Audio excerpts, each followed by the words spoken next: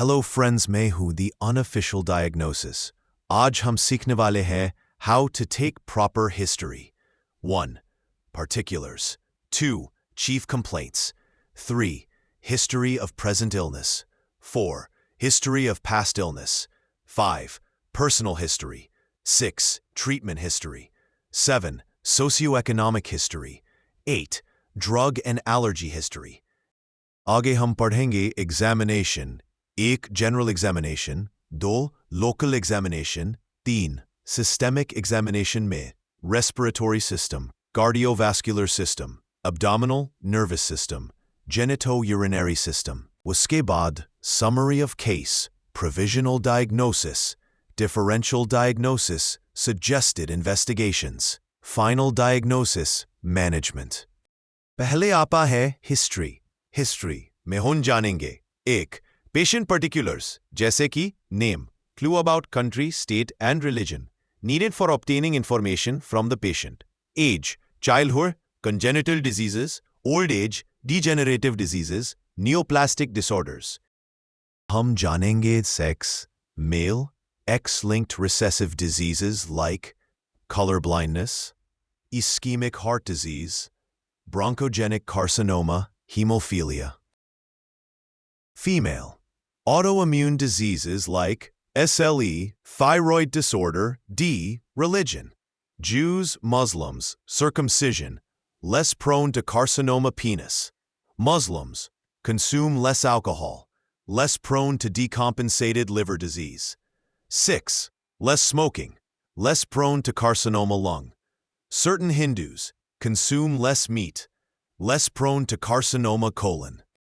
Occupation, जैसे कि silicosis, mine workers को हो सकता है, carcinoma urinary bladder, dye stuff industry, aromatic amine, mesothelioma, asbestos, varicose veins, bus conductors, teachers, long hours of standing. Marital status, date of admission, date of examination. Marital status important होता है, especially reproductive or psychological aspects समझने के लिए. Date of admission और examination हमेशा mention करते हैं ताकि केस रिकॉर्ड प्रॉपर रहे। हिस्ट्री टेकिंग का सेकंड स्टेप होता है चीफ कंप्लेंट्स, यानी पेशेंट हॉस्पिटल क्यों आया है, उसका मेन प्रॉब्लम क्या है। ऑलवेज रिमेंबर, चीफ कंप्लेंट वो होता है जो पेशेंट को सबसे ज्यादा परेशान कर रहा है और जिसके वजह से वो डॉक्टर के पास आया। कंप्लेंट्स को क्रोनोलॉजिकल ऑर्डर में लिखना होता है, मतलब जो पहले स्टार्ट हुआ वो पहले लिखना है, और ड्यूरेशन भी मेंशन करनी है, कितने दिन, महीने या साल से प्रॉब्लम है। अब आता है हिस्ट्री ऑफ प्रेजेंट इलनेस। ये पार्ट सबसे ज्यादा इंपॉर्टेंट होता है। यहां आपको पेशेंट की कंप्लेंट को डिटेल में लिखना होता है, ऑनसेट से लेकर प्रेजेंट स्टेज तक। ऑलवेज रिमेंबर, हिस्ट्री हमेशा पेशेंट के अपने वर्ड्स में लिखी जाती है। लीडिंग क्वेश्चंस अवॉइड करो, बस पेशेंट को बोलने दो, आपको सिर्फ गाइड करना है। हिस्ट्री ऑफ प्रेजेंट इलनेस लिखते वक्त कुछ पॉइंट्स ध्यान में रखो। 1. ऑनसेट, प्रॉब्लम कब स्टार्ट हुई, सडन या ग्रेजुअल। 2. ड्यूरेशन, कितने दिन, महीने या साल से चल रही है। 3. प्रोग्रेशन, कंडीशन बढ़ रही है, स्टेबल है या इंप्रूव हो रही है। C. Nature and severity, mild, moderate या severe पेन, कंटिन्यूअस या इंटरमिटेंट। 5. कैरेक्टर ऑफ सिम्टम्स, दर्द डल है, शार्प है या throbbing. 6. Aggravating and relieving factors, क्या चीज से प्रॉब्लम बढ़ती है या कम होती है। 7. एसोसिएटेड सिम्टम्स, क्या साथ में और सिम्टम्स है जैसे nausea, vomiting, cough, fever, chest pain etcetera. 8. System review, हर सिस्टम के पॉजिटिव और नेगेटिव सिम्टम्स चेक करो। एग्जाम्पल, सपोज पेशेंट बोलता है, डॉक्टर साहब मुझे खांसी और सांस लेने में दिक्कत है, तो आप पूछोगे ये कब से है, क्या ग्रेजुअली बढ़ रहा है, कोई चीज से रिलीफ मिलता है, क्या रात को ज्यादा होता है। इस तरह से आपको पूरा पिक्चर मिलता है। अब हम आते हैं पास्ट हिस्ट्री पर, यानी पेशेंट के पुराने हेल्थ रिकॉर्ड्स। ये पार्ट हमें बताता है कि पेशेंट को पहले कोई सिमिलर या अलग डिजीज हुई थी क्या। बहुत बार प्रेजेंट इलनेस का कनेक्शन पास्ट इलनेस से ही मिलता है. So, never skip this part. Ask, disease for which you had to take medication for long duration. How long? Still taking medication or cured? Duration of treatment. एक simple mnemonic याद रखिए. Threads. ये आपको हर important chronic disease पूछने में मदद करेगा. T. Tuberculosis. H. Hypertension. R. Rheumatic fever. E. Epilepsy. Asthma. Anxiety. Arthritis. D. Diabetes. Depression. S. Surgical history. हर एक के बारे में शॉर्ट क्वेश्चंस पूछो. क्या आपको कभी टीबी हुआ था? क्या आप ब्लड प्रेशर की दवा लेते हो? क्या कभी ऑपरेशन हुआ है? Personal history. ये पार्ट बताता है पेशेंट के डेली हैबिट्स और लाइफस्टाइल के बारे में. ये चीजें डायरेक्टली या इनडायरेक्टली डिजीज को अफेक्ट करती है, तो हर डिटेल ध्यान से लेना बहुत जरूरी होता है. सबसे पहले पूछो, क्या आप स्मोक करते हो? अगर हां, तो टाइप, क्वांटिटी और ड्यूरेशन नोट करो. आस्क, सिगरेट, बीड़ी, सिगार या पाइप? रोज कितने सिगरेट पीते हो? कितने साल से? फिर कैलकुलेट करो pack years. A pack years equals number of cigarettes per day times duration in years divided by 20.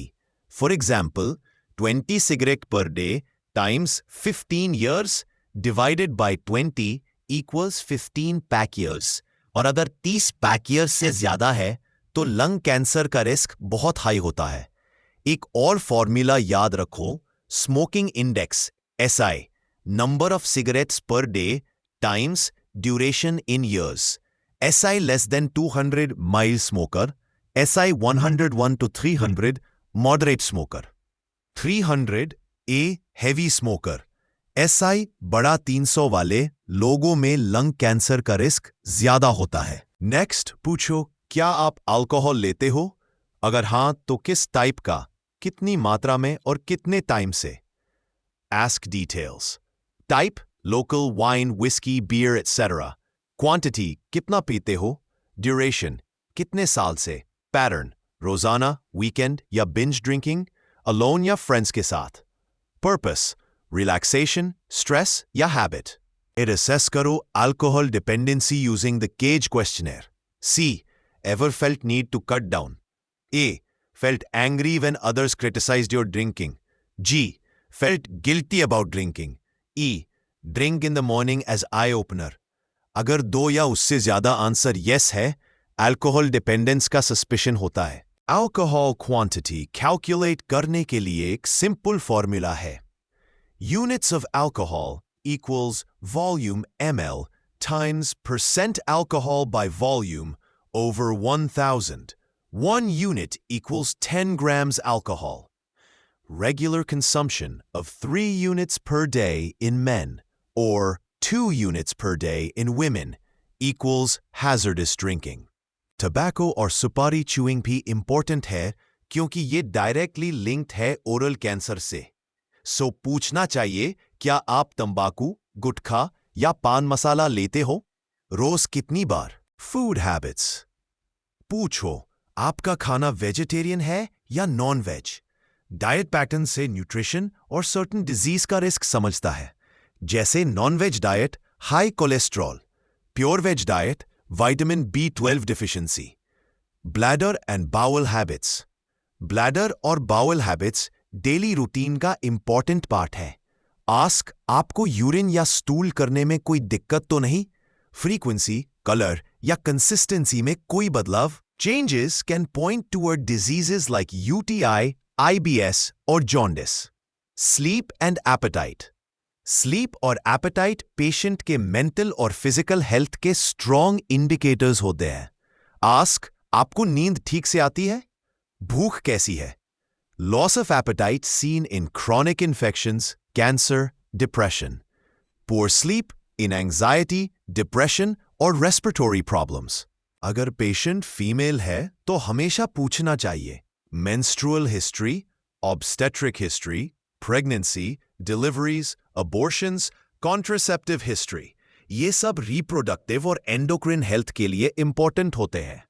तो पर्सनल हिस्ट्री एक मिरर है पेशेंट के हैबिट्स और लाइफस्टाइल का। ये पार्ट बताता है कि पेशेंट का रूटीन उनके हेल्थ को कैसे अफेक्ट कर रहा है, डायरेक्टली या इनडायरेक्टली।